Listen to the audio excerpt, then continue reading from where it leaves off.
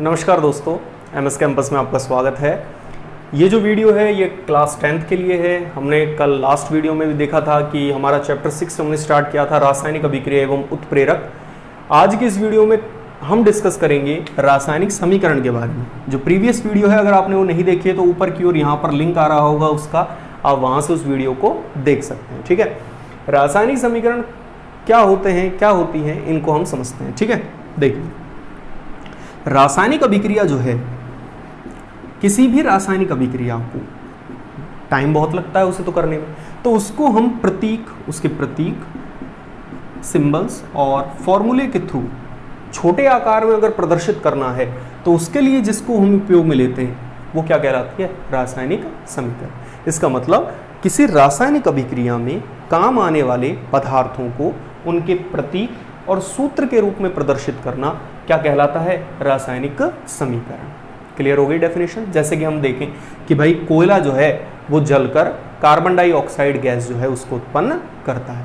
अब ये मैंने बोल दिया कि भाई कोयला जो है वो जलकर कार्बन डाइऑक्साइड जो गैस है उसको उत्पन्न करता है, बट इसको हम समीकरण के रूप में कैसे लिखेंगे, तो समीकरण के रूप में हम कुछ इस तरीके से दर्शाएंगे उसको। देखिए कोयला जो है इसका मतलब हो गया कार्बन, जल रहा है, इसका मतलब किसकी उपस्थिति में जलेगा, ऑक्सीजन की उपस्थिति में, और जलकर कौन सी गैस उत्पन्न करता है, कार्बन डाइऑक्साइड। तो इसको जब हम समीकरण के रूप में लिखेंगे तो कुछ इस तरीके से लिखा जाएगा। तो छोटा पड़ता है, आसानी से समझ में आ जाता है, वो तरीके हैं रासायनिक समीकरण के। ठीक है, अब यहां पर हमको एक चीज समझनी है कि कोई भी रासायनिक समीकरण जो है इसके मुख्य रूप से दो हिस्से होते हैं। एक होता है LHS या बायां भाग और एक होता है दायां भाग। जैसे इस समीकरण में भी आपको दिख रहे होंगे कि एक तीर के निशान से पहले वाला हिस्सा है और एक तीर के निशान के बाद वाला हिस्सा है। तीर के निशान से पहले वाला जो हिस्सा होता है, ये वाला जो हिस्सा है, इसे कहा जाता है अभिकारक। अगर हम अंग्रेजी में बात करें तो रिएक्टेंट। जो अभिक्रिया करेंगे उनको रिएक्टेंट या अभिकारक कहा जाता है। इन दोनों की रिएक्शन से या जितने भी हों उनकी अभिक्रिया से जो कुछ भी बनेगा, जिसको हम तीर के निशान के इधर लिख रहे हैं, वो कहलाता है उत्पाद या प्रोडक्ट। अभिकारक या क्रियाकारक या रिएक्टेंट, उत्पाद, प्रोडक्ट या क्रियाफल, ये दो चीजें प्राप्त होती हैं। तो तीर के निशान से पहले वाला हिस्सा अभिकारक में और तीर के निशान के बाद वाला हिस्सा उत्पाद में।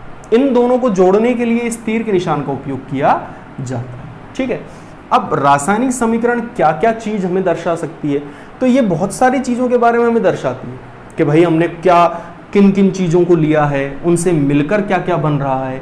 उन सब चीजों को एक रासायनिक समीकरण की सहायता से आसानी से दर्शाया जा सकता है। समझ आया या नहीं आया आप? ठीक है, अब रासायनिक समीकरण संतुलित कैसे की जाती हैं तो वो मैं आपको समझाऊंगा कि, लेकिन उसके क्या बहुत सारे आपको उदाहरण करके देखने पड़ेंगे। तो आप उदाहरण कीजिएगा, बुक के अंदर बहुत सारे एग्जाम्पल दिए हुए हैं, उनको करके देखना। और एक उदाहरण जो है वो मैं आपको यहाँ पर करके दिखा देता हूँ कि किस तरीके से हम रासायनिक समीकरण जो है उसको संतुलित करते हैं।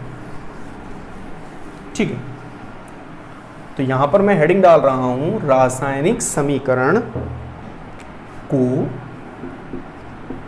संतुलित करना।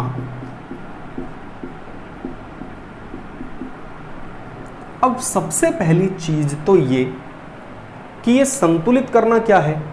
संतुलित करने का मतलब है कि दोनों ओर संख्या बराबर होनी चाहिए, बैलेंस होना चाहिए, इधर भी संख्या उतनी हो उधर भी उतनी। फिर इसमें दूसरा क्वेश्चन उठता है कि जरूरत क्या है संतुलित करने की, क्यों हम संतुलित करना चाहते हैं किसी चीज को, जैसी है वैसी लिख दें उसे, संतुलित करने की क्या आवश्यकता है। तो देखिए इसके लिए एक हमें नियम समझना पड़ेगा और वो नियम है द्रव्यमान संरक्षण का नियम,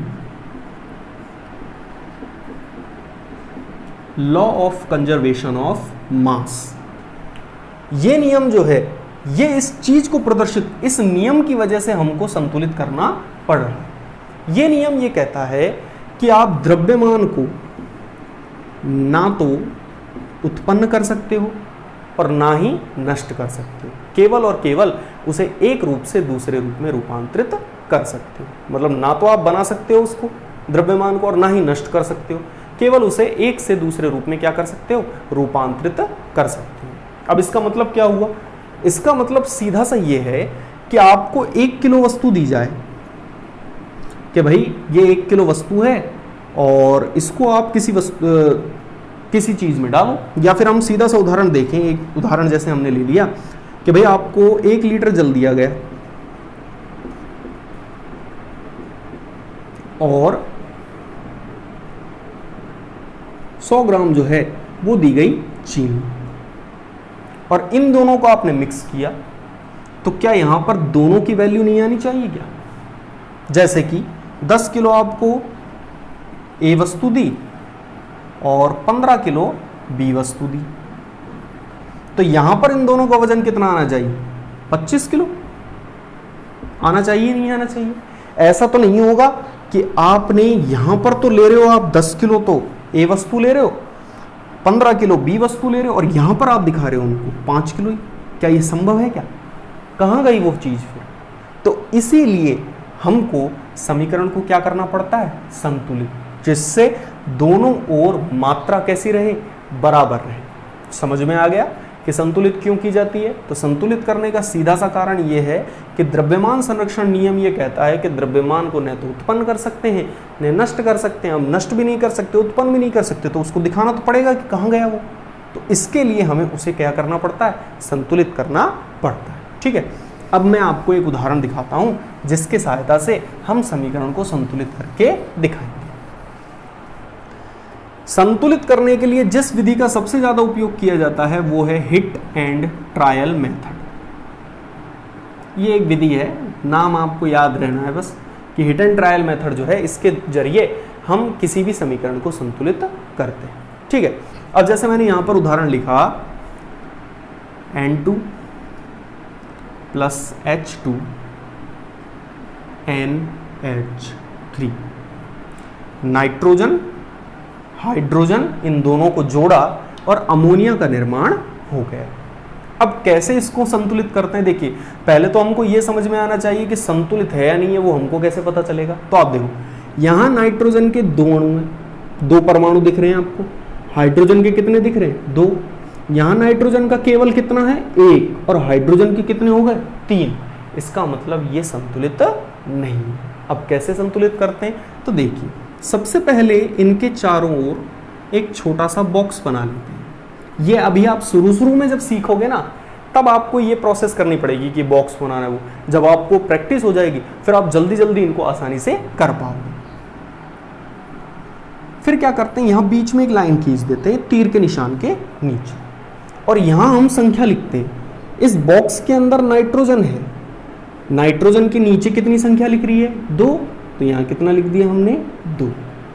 यहां हाइड्रोजन है, हाइड्रोजन के नीचे कितनी संख्या लिख रही है, 2, तो हमने यहां भी कितना लिख दिया, 2। इसी तरीके से वहां नाइट्रोजन के आगे पीछे कोई भी संख्या नहीं लिख रही, इसका मतलब नाइट्रोजन कितने हैं, 1। हाइड्रोजन के पीछे कितनी संख्या लिख रही है, 3, इसका मतलब हाइड्रोजन कितने हैं, 3। ये हमने लिख दिया भाई। अब कैसे संतुलित करें, अब आप देख सकते हो संतुलित नहीं है, यहां संख्या 2 दिखा रहा है, यहां पर 1। संतुलित होते तो दोनों ओर कैसी होती, बराबर। अब एक इसका नियम यह है कि आप न तो संख्याओं को जोड़ सकते हो, न संख्याओं को घटा सकते हो, और ना ही संख्याओं का भाग दे सकते हो। ये तीनों चीजें आप नहीं कर सकते, ना जोड़ सकते हो, ना घटा सकते हो, और ना ही संख्याओं का भाग दे सकते हो। केवल और केवल क्या कर सकते हो, गुणा। और ये गुणा जो होगा ये भी इस बॉक्स के आगे होगा।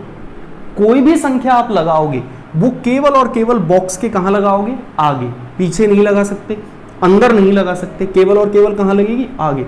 और जो संख्या आगे लग गई उसका गुणा बॉक्स के अंदर सबसे हो। नाइट्रोजन के 2 हैं तो इससे, अब इसमें तो 1 ही है, लेकिन यहां अगर मैं कोई संख्या लगाऊंगा तो उसका नाइट्रोजन से भी होगा और हाइड्रोजन से भी होगा। अब करते हैं संतुलित। देख, केवल गुणा कर सकते हैं। यहां नाइट्रोजन की कितनी संख्या दिख रही है, 2। यहां नाइट्रोजन की कितनी संख्या है, 1। अब इस 1 को हमें 2 करना है, क्योंकि यहां पर भी कितनी, 2। तो इस 1 का कितने से गुणा किया जाए कि संख्या कितनी हो जाए, 2। तो हम जानते हैं कि 1 का अगर मैं 2 से गुणा करूं तो कितनी संख्या आएगी, 2। अब देखिए, जिस संख्या से गुणा करते हैं उस संख्या को हम बॉक्स के कहां लगाते हैं, आगे। अब चूंकि इस वाले हिस्से में गुणा किया है तो यहां नाइट्रोजन इस बॉक्स में, तो इस बॉक्स के आगे इसको लगाएंगे, तो ये संख्या हमने यहां पर लगा दी। अब मैंने आपको अभी नियम बताया था कि यदि बॉक्स के आगे कोई संख्या लगाई जाती है तो उसका गुणा बॉक्स में सबसे होगा। अब देखो, हमने नाइट्रोजन से तो गुणा इसका कर दिया था, लेकिन अभी नाइट्रोजन के बगल में हाइड्रोजन और दिख रहा है, तो हम हाइड्रोजन की संख्या से भी इस 2 का क्या करेंगे, गुणा करेंगे। हाइड्रोजन कितने हैं, 3, 3 का कितने से गुणा करेंगे हम, 2 से। कितने हो गए हाइड्रोजन, 6। यहां देखिए नाइट्रोजन की संख्या तो बराबर हो गई, नाइट्रोजन यहां पर भी 2 हैं और यहां पर भी कितने हैं, 2।